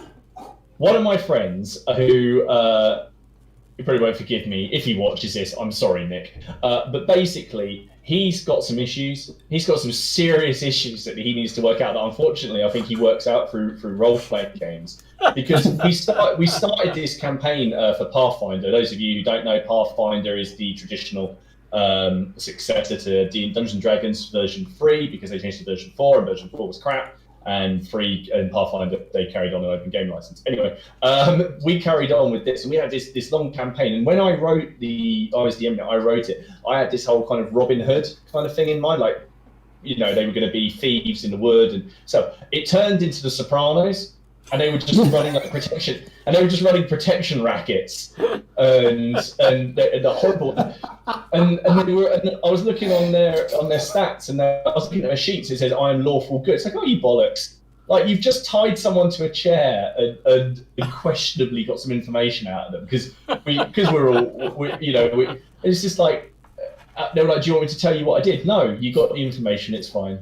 We don't need to go. And it's some of the best fun I've had, and then when I met Hayley, and I think it was about 2 years before I admitted to her that sort of I did this, and we slowly got her into it, and she turned out to be a psychopath and all. When she was playing, I remember vividly we were playing a game, and someone had some. That's it. She went into a barn to shelter from the rain, and everyone was sheltering in the barn, including some travellers. And there was someone holding a bag, and Hayley said, "That's really suspicious." Is it really? And she went up to us, and he went up to us, is like, "What's your name?" But why? Why would he ask you? And I had to think on the spot, and I said Roland, And she just went off on one. Roland, what kind of a stupid name is Roland? What's in the bag? What's in your bag? Show me what's in your bag. I think Haley's got to join in with these. Oh my God. This sounds quite fun. We recently, I'll talk about it. We last Halloween, we were playing Acton Cthulhu, so World War II, but with Cthulhu in it. It was all about investigations in Rome, and it's very well written. It's a very good RPG, and Haley got bored of the investigation, so just started smashing stuff in the shop, including the thing that they were like trying to find that was priceless, summoning up all these gates. And she was like, right, okay, now it's time. So I was trying to use my bolt action minis to like represent the Germans, and I made like a little scene. I even used little LED street lights to do it, but because everyone got so pissed, it all kind of went down the pan quite quickly. So I blame Haley entirely. Yeah. Oh my God. Oh dear. That sounds good fun, mate. I'll definitely be up for that. I've always wanted to try Dungeons and Dragons. Well, that's what I think of when you say nostalgia. I think wargaming and gaming sort of in general, and I think of it very fondly. Yeah. And I would still rather now pick up a miniature and a board game than a controller. Yeah. Me too. Or do you remember your first mini, Martin, that you bought on your own money? With my own money? Yeah. Yes, I do. It was the Dark Angels captain with the feathers coming up here, like a bit of a feather headdress. He was standing with a sword like that and the cloak. Yeah, that was the first one I bought. Even though I collected Blood Angels, I wanted him. So. Did you paint him up as a Dark Angel, or did you paint him as a Blood Angel? No, did I? No, he was red. He was red. It's because he was. I didn't. The thing is, when we did that originally, there wasn't all this. There was just the chapters, but there was no difference between any of them. There was no. It was just what colour you painted them. Right. Okay. Got ya. I see what you mean. Yeah. No. That was cool. No, it's nice to see what people really, gets their blood flowing and stuff like that. It's like, should we go through the chats? 'Cause it's been a while since we've had a look. I've had quite a few. Yeah, I've got Mark Tilley who's going. I remember Bruce Quarantine's Napoleonic campaign in miniature. Yep. Used that with Airfix figures too. Before moving on to Grand Manor rules, we are now blessed with so many lovely hard plastic figures. This is very true, isn't it? Like Dom was saying, he's saying. Definitely, and Bill Roy's put the internet has enabled non-gamers to see the beauty of figures, and that their interest is shared by so many. This is very true. And then I've got imaginary conflicts, but Road Trader, the pudding is coming. Do you get that, Steve? The pudding is coming. I wonder if there's something in like one of the scenarios or something like that. The pudding is coming. Quite possibly. The pudding is coming. Yeah, and then. Stephen Port Guitars, but Epic was what got me into Games Workshop back in the 90s whilst at secondary school. Most other schoolmates were into Warhammer Fantasy Battles, Blood Bowl and 40k, but I always preferred the smaller scales. There you go. That's it. This is it. It's there we go. Just those things that get people going, isn't it? There you go. There's the Bruce Quarry rules. There you go. I just picked them up off the book. These are the old a book that hasn't got a cover? It hasn't got an actual proper cover. It's just like a plain cover. I bought this somewhere in a second-hand book shop. Cost me £13. There you go. Just for nostalgia's sake. I just used to love these books. I mean, you got the. You can see that well, you didn't even have colour plates. It was just pictures, but it had everything you wanted to play the game was in here.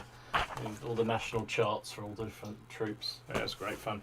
And then things like this. That's what I mean. There's some priceless stuff in there, isn't there, Dom? There's priceless things, isn't there? I used to love these. There's another one. This was one of the early days. I mean, this was the old. And we can see that picture there. It's probably a bit shiny, but that's the sort of. That's the sort of wargaming porn that we used to get back in the day. These were, it was. None of these high quality pictures. These were just black and white photographs that were in, But that's what got me excited in the hobby. So yeah, completely agree. Yeah, people talking about Donald Featherstone books and that sort of thing. Peter Gilder, back in the day. God, blimey, you're getting seriously old school, folks. I feel almost young, but yeah, it's true. Battle Knight said, I find his comments now. Oh, geez, what did he say? There's so many comments. He said, ironically, I was one of those cool kids. How things have changed. Yeah. Love it. One of us. Yeah, now back to the rest of us. Yeah, anyway, Leslie says he had a school gaming club. Did anyone else have one of those? I don't remember having a school. Yes, but after the second one, some people got beaten up, so the teachers closed it. And, I was going to say, if we'd have set up some kind of gaming club, it would have been stormed and we'd have been pummeled mercilessly for the best part of an hour. That's just my neighbour. Oh my god. We had a chess club. I actually went out with a girl from the chess club. And that was the only reason I joined the chess. That's the only reason I joined the chess club, was to like try and get with this girl. This was back in year 7 days. So I was just like, I'd have been about 12, 13. Maybe? Not the club you instantly think about joining to find girls. I'll be honest, Ken. Yeah, Be a bit of tactic, work. but that's it. An alternative tactic, though. Yeah. Yeah, well, you It know. actually, yeah, but there was a lot of girls there, so it worked. I was. I think the only club I was in at school was in primary school. I was in a bird watchers club. Never done that, Steve. I'm not gonna lie. Never done bird watching. I've never seen. What, you've never wandered around a strange forest with a pair of binoculars? Why not? Everyone does it. Yeah, not since. Yeah. That was my There's a my court order that defense- states I'm not allowed to walk around with binoculars. Yeah. Mate, so I was going to say that was my defence in court. It didn't quite work. Actually, talking about things like that, Steve. HP Scale Modelling says, "Can you show the cup that you had with the skull?" All right. what's that, Steve? I never even got a proper look at it actually. There we go. That's Sorry, very it Oh, nice. look at hell. There we go. Very That's cool. pretty- Sorry about that. It was a pretty while big ago as he well, asked isn't for that. Yeah, you can get more than a pint in there. Got it from. Oh, Actually, what what? a That was a pound from. That was a pound from Asda. Has it got tea in it, Steve, at the minute, or No, it's got water. just water? Not paint water though. No. There you go, What get it have from they, Asda. what have they been That's saying? it. What have been saying on your mine? They're saying, does anyone remember the PC Wargame show they had on BBC Two, hosted by Eddie Mehta, Time Commanders, where Yes. he was using Total War, War. and they were the worst commanders you Awful. would ever see. But it was always office structure, wasn't it? So you just had some general managers who were like in charge, and then they had their lieutenants, and they just treated them like shit. I'll Funniest never thing. forget. There was 2 battles. There was 2. They did Boudica. They did the Battle of Watling Street. So Boudicca's last time. And this guy said that he was like the manager of some big company. And he goes, I've seen Ben-Hur. We want long, thin lines of troops, and then it'll be fine. And then the British chariots just went smashing through them. And then they were like, right, let's kill Boudica because that'll stop these 90,000 enraged Brits. And then I'll only forget the other one was. I can't even remember what battle it was. I'm sure it was with the Romans, and they said we've got to take the hill. A bit. Why? Well, they always just take the hill. So they moved their entire army to the top of the hill, and the computer player or BBC player just sat there and shot them while they're on top of the hill. And that was Brilliant. That was it. I had a friend of mine who was who claimed he knew all the producers from that show, and he was trying to get me and my mates on there, and I said, Christian, there's no way on this earth they're going to let us in there. We're wargamers. We know what should happen. They want complete nunces. They want people like the girls from the badminton club versus the blokes from the football team. That's what they want. They don't want people who have any idea what they're doing, because it wouldn't be good entertainment, would it? That's why there was never nerds on there. Yeah. That's why there were never nerds. Never nerds on there. But I'll tell you what, I can tell you something, right? When I seen that, I thought, fucking hell, those graphics are awesome. I want to play that game, Yeah. I was just like, I want that. And then I was like, later on, I was like, shit, this is Rome. Oh my god, Rome Total War. So I had to get a PC and save some money up to be able to have a PC to play Rome. Oh my god, and then my life changed. See, I'm quite a gamer compared to you guys, aren't I? I do, I used to, and then I don't know. I just kind of dropped out. really. Yeah, I still play occasionally if I want to, you know. No, see, I mean, I still game. I play. I'm trying to think what I do play. It's not a. I used to be a big online player. We had our own Call of Duty clan back in the day. And we used to play that for hours and hours and hours. But we don't play as much these days. No. I mean, See, I like I'm online an avid games. PC gamer. Sorry, Karen. Yeah. No, that's all right. I was just going to say, I'm an avid PC gamer. I'm PC master race by far. The best game I've played this year was probably the Untitled Goose game. The what game? Yeah, it's quite, the goose game. You go around as a goose. You go around as like a sociopathic goose, scaring the shit out of people and performing all different kind of tasks, but generally to scare people into some kind of psychological trauma, or as a goose that can honk. Absolutely brilliant game. Yeah, Right. yeah, I've seen that. It's quite cool. I'm going to let you have that one, Steve, because you've been in lockdown forever. Because that's just weird. That's weird shit. Yeah. I'm just not lying. That's seriously weird shit. Honestly, mate, it's like a massively grossing game as well, isn't it, Steve? It's dead basic. I can't believe we're talking about Untitled Goose Game, like Wargaming. Basically, what you do is you control this goose, and you've got a notepad full of things that you've got to do. Like one of them is lock a dude out of his garden and then steal his hat or his shoes or something. Another one is that you have to lock this kid in a telephone box. I was like, this is slightly traumatic stuff. This. Oh no! So apparently, Miller's in the chat now. There's loads of people in the chat. I'm sorry if I've missed you. There's loads of people in there. Miller's in there, and he's just saying you can now get Rome 1 on your phone. Yeah, you can. Well, that's lunchtime now, isn't it? That's done. Bloody hell. Aaron Lowe has just popped in and says, "I'm in secondary school now, and wargaming is in capital letters not cool." Wargaming is not cool. So yeah. It's good to know it still isn't. And then Wellington said he used to play war games at school and he's still got the ladies. Oh, Congratulations. Well done. You're a very rare breed till I admitted that I did it. So that's no. There's quite a lot of just people in here chatting about. King Matt says, "What are these T-shirts?" Sorry, I'm going back. They're Dom's fault, and they're lovely. They feel very nice. I'm not getting this. The material's lovely. It really is. It is very nice. Yeah, it's the podcast uniform. Do you know what's even more terrifying though? Do you want to see what look I'm rocking with this T-shirt? It's scared. Check those slippers out. Look at that.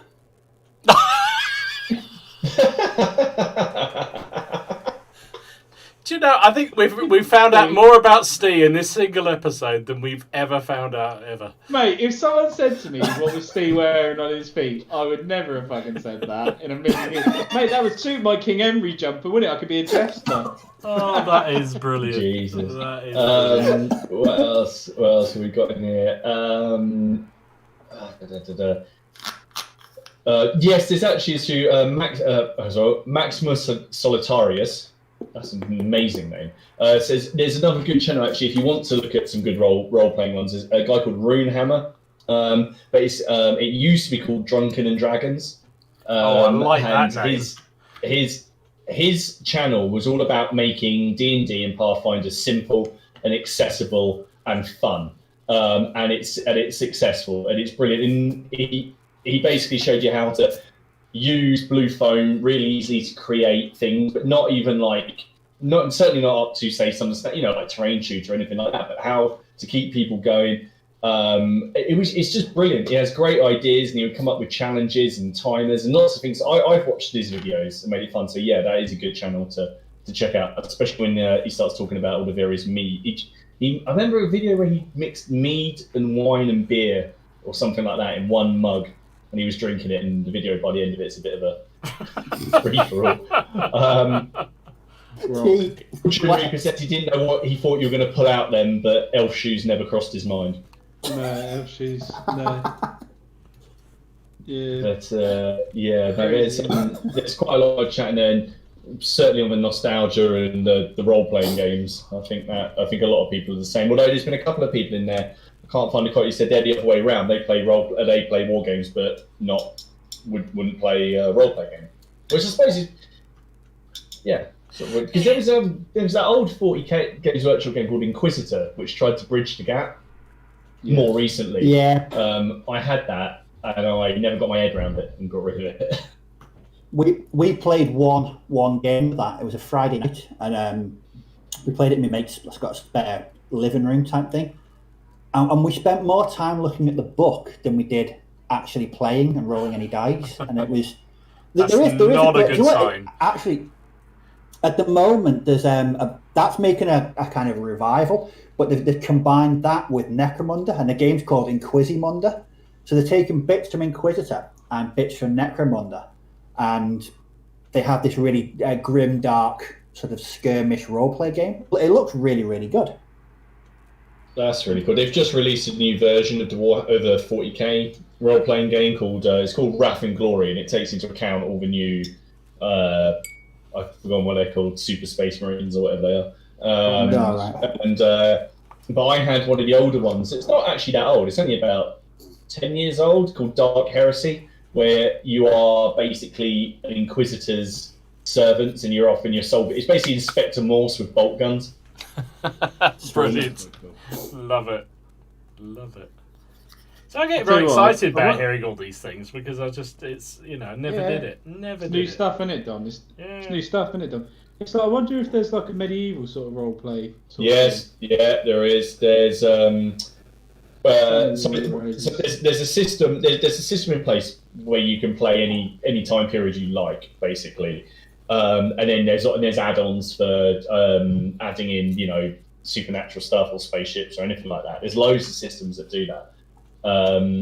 But so when you say there's systems for it, yeah, can you say, for example, like you can play like a role-playing experience, you can do whatever you want in it. You can do whatever you want. So if I wanted to just walk up to Steve, for example, punch him, I could do that. Yeah. But there'll be consequences, and you'd be talking about the spirit, it'd be like the spirit of the game and stuff. There would be consequences to your actions, and they'd probably never invite you back. That does happen. Like in my games, people regularly slap each other or try to stop them doing. Like someone will say, "I'm going to try and steal his purse," and there'll suddenly be a fight over the loot, which is more violent than what they did to get it in the first place. Ken, a good example of being able to do just anything. When we were playing Merp, my character didn't get along with a lot of the other characters. It's probably the slippers you were wearing. Was that your choice, or did you decide that before the game had begun? No, it just happened through because I generally used to disagree with a lot of the tactics we were doing, but we sort of built it into the game that I was kind of this naysayer, and so to get me back, we'd stopped over in this village, and then we were setting out early the next day. So what they did was they drugged me and tied me to a bed and left. And just left me in the tavern.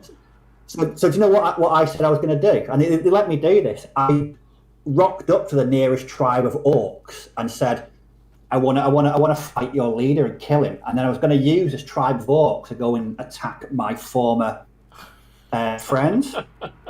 Unfortunately, I lost the combat really quite badly, so that plan went quite awry.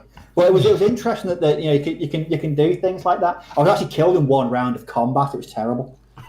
The system we're using at the moment is a complete harkback to 80s role playing, and it's called Forbidden Lands.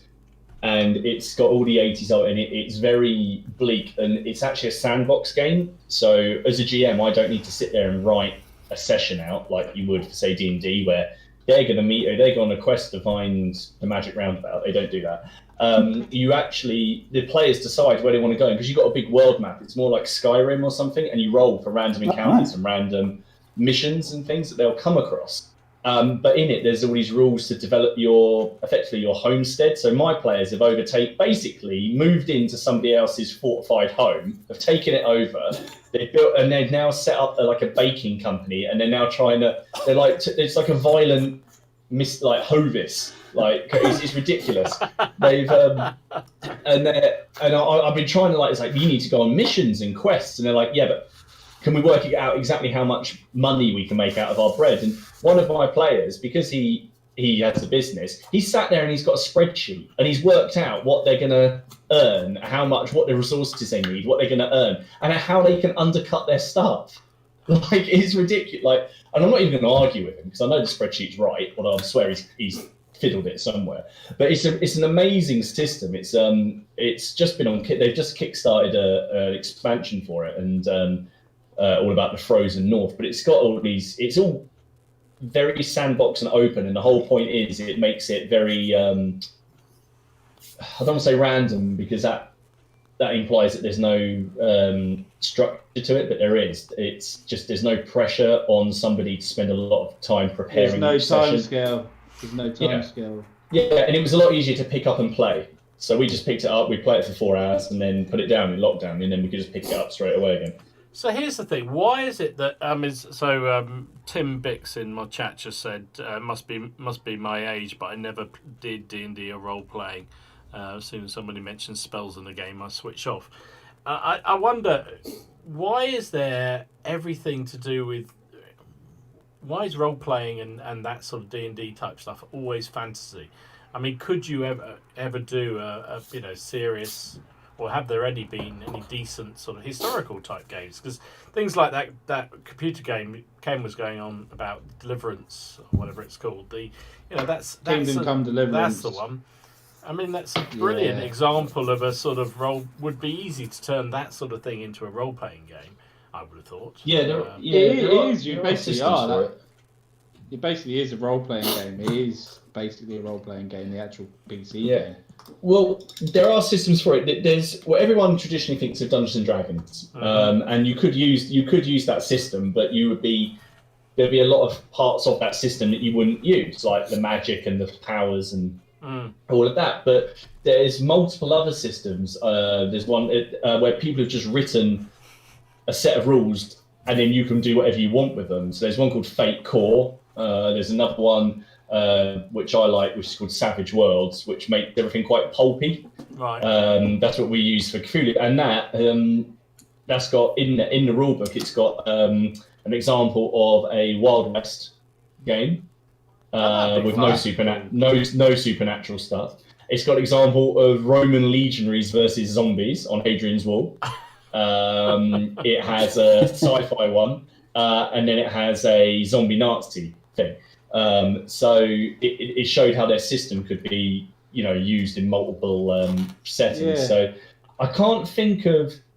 I've got a game that I really, really want to play, and I haven't played it yet. And it's called Shadows of Esteren, and it's written by a French company. And I went to an RPG convention a couple of years ago, and I spent about £100 on this system. It even came with a cookbook, so you could cook the meals that they eat in this world to serve at the game. It was mental. And that is it's a very. There's no dwarves or anything like that in it. It's very low fantasy. There's no orcs or anything like that. Monsters are unique, so there's not like a race of monsters. It's just like one. If, for example, a golem, there's only one ever, and then once it's gone, and that is probably the closest that I've seen recently of a system that's purely, say, medieval. I bought a venture for it, which is basically a version of that film In the Name of the Rose with Sean Connery. Yeah. Like the big investor. Yeah, it's basically that. Imagine like what I was thinking of, like historical events. Imagine like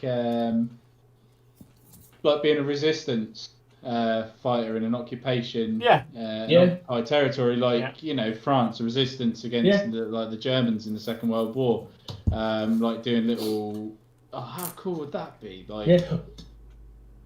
Well, it's very strange. The first time we played Acton Cthulhu, I didn't tell them that it was Cthulhu. I just said we were going to do a World War II game. Yeah. And it was set in the Czech Republic just before it all kicked off. So it's set in 1939. Yeah. And 1938. Sorry, it was before the occupation. And they went in there, and the whole idea was they were trying to meet the resistance leaders, and one of them had been kidnapped in this castle. So they did this whole thing and went to a castle, and then when they're in the castle, they started getting stalked by all these horrible things, and then they realised what I'd done, and they were a bit upset about it because they hadn't, all they had was little pistols. But I thought it was quite fun to take away that aspect of fantasy, because no one then was ready for it when it actually hit. But you don't have to introduce it. There's quite a lot of games where you could just play it and just play it straight. It's historical. Yeah, exactly. The bad guys are the actual Germans, for example. Or, there's quite a few. There's a game called Spycraft, which we did play, and we do you remember 24? Yeah. The Jack Bauer and Kiefer Sutherland thing. Yeah. Oh, yeah. We made it like that. And so there was no supernatural stuff in it. It was just spies. That would be pretty cool. I was just thinking like medieval sort of becoming a lord, like from a peasant or some shit. And, there was a brilliant old system called Pendragon, which was set in the Dark Ages. Obviously, it was about King Arthur, but there was nothing supernatural in it. It was all, well, you could do the supernatural again. Yeah, Paul just mentioned that in the chat. He said Pendragon. The other one he talked about is Twilight 2000. Yes, I have a book for that somewhere, like a source book, but I never had the original rule book for it. Okay. And he said he's also got one you can use for the English Civil War, Renaissance D100 or something. That could be interesting. As a massive H.P. Lovecraft fan, I would love to do a Cthulhu roleplay. It would be. I'll be back in 2 seconds on that note. 2 seconds. There you go. There he goes. Off like the speed of light. Yeah, it's weird though, isn't it? Yeah, but look, now we've looked like we might have found something different to do. Which is quite cool, because it would be quite interesting, and mate, I'll tell you what, I'd be up for that. I've always wanted to do that sort of thing. I think it'd be really cool, because you could be someone else, you can protect, you could set that mindset of this is how I'm going to play that character, and just play that character like that. You could be an absolute douchebag, you could be a genuine. Well, that's how my Merc character developed. We played these characters for about 7 or 8, 9 months, so they developed quite a lot. Yeah. But there was just this animosity between me and these sort of self-appointed leaders of our crew. But it was a good dynamic to have, because it was just keeps it interesting, doesn't it? Yeah, because not everybody's going to get on in a group like that, so it was just interesting. It brought a bit of sort of real life, like sort of humanity to it. But no, it was really interesting. Could you imagine a game? Is a cool one. Could you imagine a game where you like went throughout history and chosen like people, like you'd have someone from the 95th Rifles, maybe a GI from the Second World War, or someone from ancient Rome, a gladiator from ancient Rome, and they all get some reason they just end up teleporting together inside a barn, and they're there, and then the game begins. I read a book like that. I just can't remember what it was about, but I remember a book like that. Something like that. There was some sort of portal, and they all got sucked through it, and it was kind of fun. Yeah.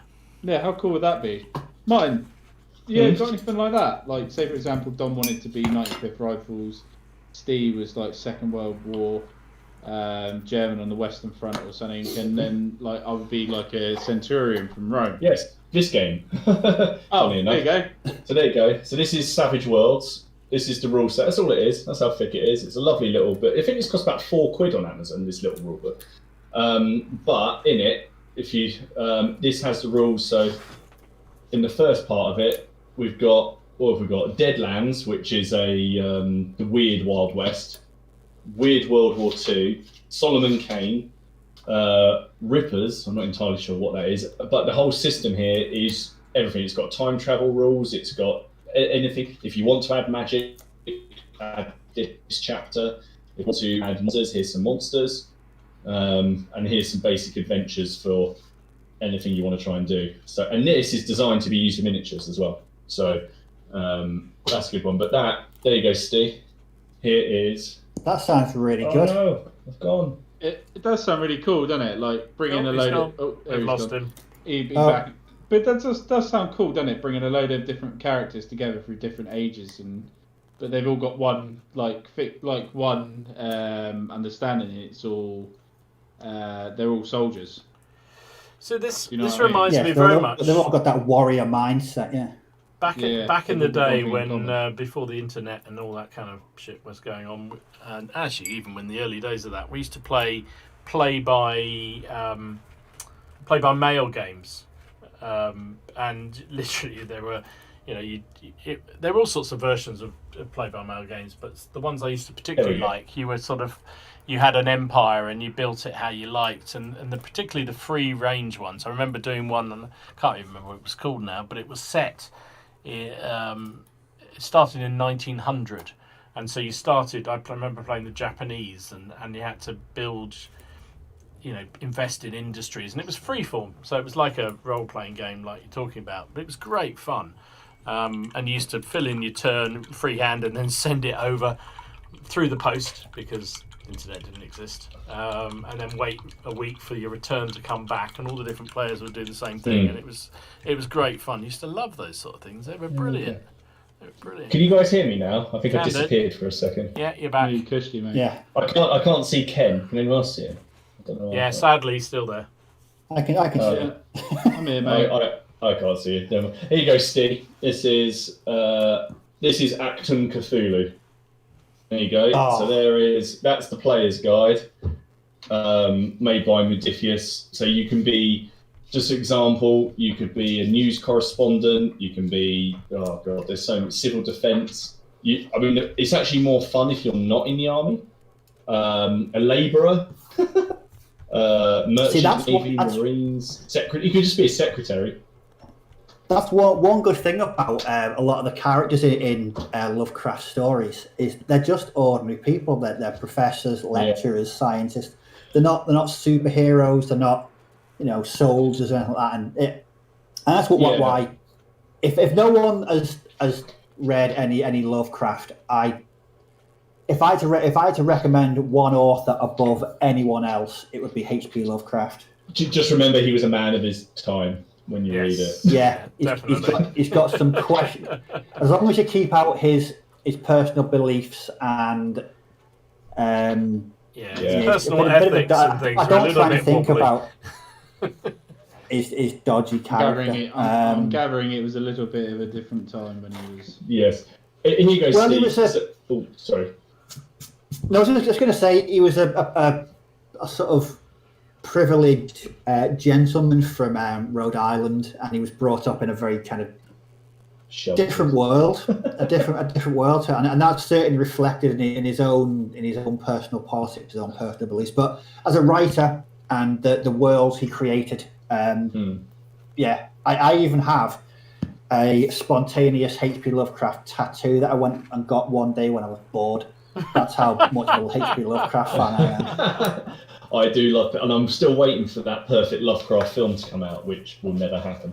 God, any Lovecraft films I've seen have been a big old pile of. Have you seen Dagon? Have you seen that? I've seen Reanimator, which is the Herbert West one. That is absolute crap. Yes. And this one called hilarious. Chilled, which is just equally as dirgeful.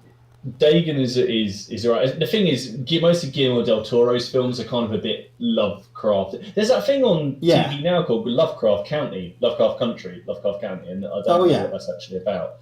I don't know if that's just nicking the name, but here you go, Steve. So in this, your character has a brush, some kind of brush with the Mythos, yeah? So pick a number between 1 and 6. Pick a number between 1 and 6. 4. 4. So something happened to you. It was just one day in the town where you lived. So we're just going to go to that. Now just pick a number between 1 and 10. 9. 9. So it was just one day in the town where you lived, and the aging hotel was once a grand old dame in the 1920s. It must have been quite a luxurious place to stay until those fateful events. Now it's a rundown and barely half of it is habitable. You were helping smarten the place up for a few meals when you came across an old ballroom. What did you see inside? What were the strange inscriptions? Why will you never go back there no matter how much they paid you? Ken was there with his binoculars, that's why. I went, hey. These are my 3 Acton Cthulhu books that we're currently called Shadows of Atlantis. So we're currently working our way through this monstrous tome, which takes place all over the world, and then I have a feeling ends up in Antarctica at the end. But, Battle yeah. Knights said you should try Shadow of Brimstone. So good RPG board game hybrid. That's the Wild West. Yes, that's the Wild West kind of cross one. I've seen that in a couple of shops. He says it's quite I did expensive, look up. but Yes, yeah. I was just thinking. Conan. I've just got the Conan game as well. Well, I say just got it. I was on Kickstarter because like H.P. Lovecraft. I love Robert E. Howard. Yes. And they were friends. Well, they corresponded quite a lot, didn't they? And Yeah. once you get past the kind of Arnold Schwarzenegger, which I still love, Conan, there is actually a lot to it, to Conan and to those stories. What I love about the Conan books is that he goes from just being this barbarian killing machine to being a king. So he goes from being a thief to ruling Cimmeria. Cimmeria. He's king of Aquilonia, isn't he? He's in the end. Yeah. He's from Cimmer, isn't he? That's right. Yeah. Yeah. I remember that. Great. He's just great because he talks about it in his notes. He talks about the barbarity of civilization, and that's what you get in it. Like, he's meant to be the barbarian, but when he goes to all these towns and that, they're like, they have gladiatorial combat. They treat him like crap. So there's actually quite a lot of sort of some messages in it. It's not as simple as just this guy going through carving his way through society. There is that as well, but I've not read Conan for a while. I've got the this is how sad it is. The likes of Howard and Davis and Lovecraft. I bought their complete works, their complete life works, for less than £2 on Kindle. Oh. You know. Really? Yeah. I've got lots of them in the loft somewhere. Must get them out one day. Read them again. Nick Game said he has the Conan board game. My mate's got that. That's a good board game. You definitely feel like a barbarian breaking down walls and stuff in that. That's a good game. I do enjoy that game.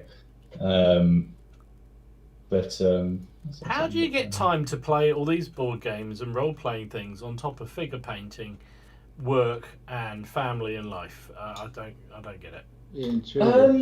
I don't. I'm a very understanding wife. I get a bit stressed out about it. But I don't have any other. They're the kind of the things that I do. I don't go and play football. I haven't done that in a long time. I do go to the pub when the pubs are open, and then I crawl back in the mornings. I don't know. I just tend to split it up quite well. Wargaming is always going to be probably my main thing, and role playing we probably do once a month if we're at full good. But because all my friends have kids, have jobs, and do things, sometimes it could be 6 months before we have a game, and so we try to do things called one shots, where you have like a one-off session, so you're not attached to your character, so you might throw them away in quite a blaze of glory. Because on that note, there's an Alien role-playing game that's just been released, and the whole point is you're trying to just see how long it is you survive, and you just want to die in a cool way. Crazy. But I get a little bit stressed out about it actually. But when I'm trying to find times for all of the hobby stuff, I sometimes get a bit stressed out about it. I just find that because role-playing, from what I know of it, and I don't know much about it to be honest, but it always seems there's a lot of work involved with somebody to set it all up, to get that universe sorted out, or to set up the ground rules. But then do all these books just do it all for you? Depends on the system and what you're playing. I could. I'm not going to go back upstairs because I might wake the kids up. I've got books and books and books of notebooks upstairs that I filled in and written adventures. I then tried to do it on the computer, and that didn't really work because I just thought, it's too much of a spreadsheet. So now I tend to just kind of write brief notes and then just sort of improv. And that's it, because the problem is if you try to write too much, you railroad people into decisions, and you don't get these fun moments, these spontaneous moments, which I think is what the whole game is all about. These fun little. Steve, you probably think that you just get these fun moments you could never write. You could never predict they're going to happen. In role play, like I said to Ken before, once you start role playing with a character, I like the development. I mean, you start off with just this, it could be like a vanilla character on this sheet, but the more you play with it, the character evolves, and it's just a situation. I mean, the example I gave before about deciding to take revenge on my friends by trying to hijack an orc tribe. I mean, it's not something we really set out to do during that session, but it just evolved that way. And like I said, if the DM's open to it and isn't so rigid on sticking to sort of the quest, it does bring it's just that expansive element to it that I really like about role playing. But I think with role playing, you get out what you put in. I know it sounds a bit cliche, but it really is the best way to describe it. If you put enough into it, you will get a lot out of it. There's some good content on YouTube. I just saw I know we're coming up for time, but I saw a game someone recommended actually this week, which is basically called you are ancient Greeks and you're on an Odysseus style voyage. You have no superpowers whatsoever, but you will be fighting potentially get the god. You have to choose. Oh, are we going to be? Do we like Zeus? If you like Zeus, then Poseidon's going to cause you trouble. Yeah. If you like Poseidon, then Persephone's going to cause problems. I like that. That sounds fun. So you got to choose whether you're Spartan, Thracian, Athenian, or whatever. Spartan. And all the artwork is done in that artwork that you see on the Greek pots. Lovely. All right. That sounds fun. That's really cool. Yeah, I'll have to find it. But anyway, sorry, that ended up being no, that's all right. Yeah. Does anyone want to say anything else quickly before I end the stream? Well, only the fact we didn't get around to a couple of questions, so we'll just have to play them next week. So apologies, Peter. I know. Oh, of course, we did. Oh, yeah, good, yeah, we just rambled, didn't we? We did ramble. That's fine. It was entertaining and it was different. So can I just apologise for my slippers? Sorry for anyone that was traumatised or offended by my footwear this evening. I'm just pleased you didn't show us where your tattoo was, mate. That's the main thing. Yeah. To be fair, that's. I mean, tattoo. You learn so much about Ste on these streams. We've learned more today about Ste than I think we've ever wanted to know. Frankly. Exactly.